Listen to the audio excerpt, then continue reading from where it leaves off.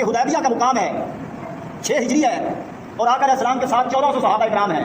1400 صحابہ کرام میں سے چن کر میرے آقا نے اپنا سفیر حضرت عثمان غنی رضی اللہ تعالیٰ عنہ کو مکہ بھیجا، سفیر بنا کر سیدنا عثمان غنی کو اپنا رسول بنا کر مکہ والوں کے پاس بھیجا، قریش مکہ کے پاس سفیر بنا کے بھیجا مذاکرات کرنے کے لیے۔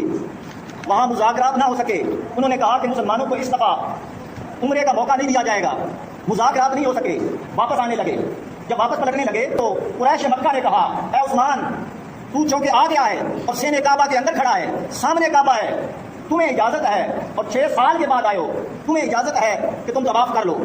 آپ نے فرمایا اگر یار طواف نہیں کرے گا تو اس کعبے سے ہمارا کیا تعلق؟ یہ وہی کعبہ ہے نا جب 18 مہینے تک میرے آقا نے اس کی طرف پشت کر کے نماز پڑھی تھی، بیت المقدس کی طرف نماز پڑھتے رہے آقا دو جہاں۔